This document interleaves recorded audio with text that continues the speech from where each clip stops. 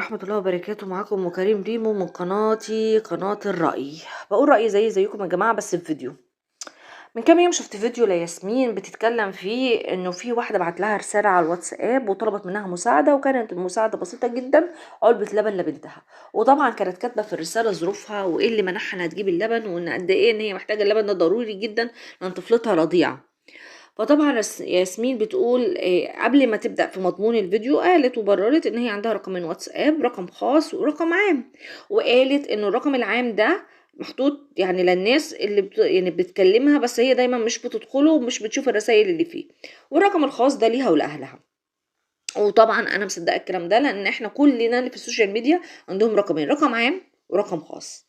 اللي بيحط رقمه على العام بيكون حاجه من الاتنين، يا اما حاططها عشان المتابع المعجب بيه او اللي بيحبه يبعت له رساله فيرد عليه بكلمه وتسلم شكرا كلام من كده، يا اما انا حطاه عشان دعم يجيني فلوس من ورا.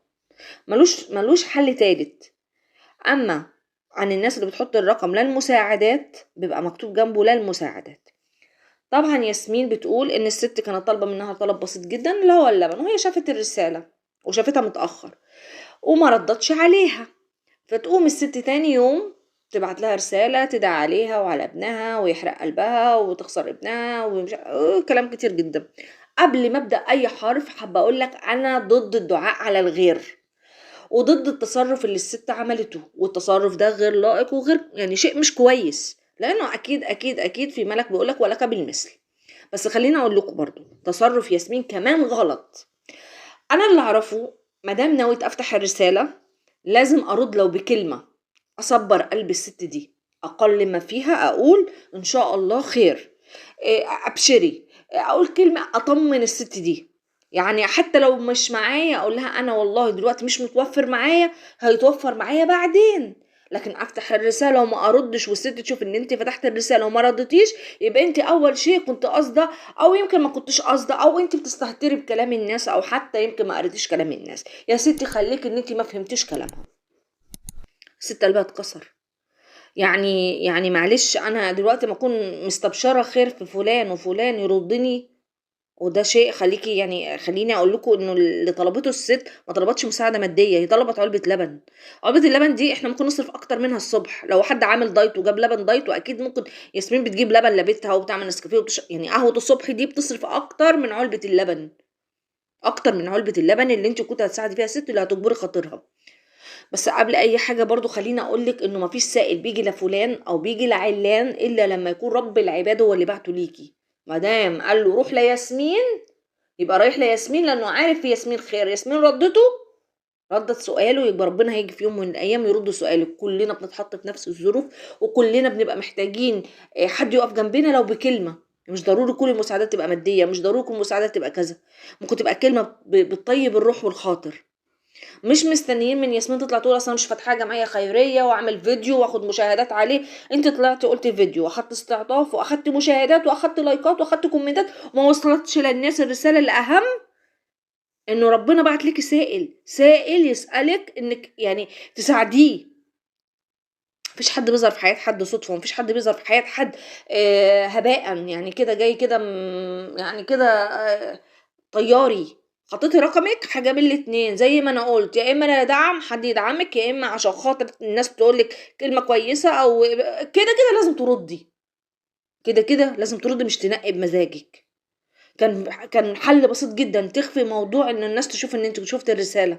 كان حل بسيط جدا تشوف الرساله من بره، كل الرسائل تشوفيها من بره ما دام مش ناويه تردي.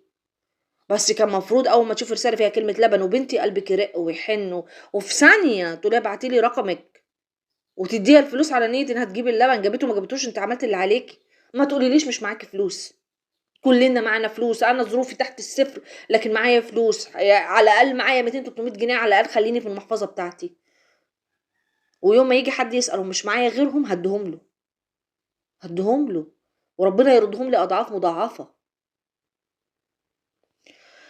تاني يا جماعه، انا مش مع الانسان اللي يرد سائل، ومش مع الانسان اللي بيدعي على عباد الله الصالحين او غير الصالحين. انا لو مين إن كان لو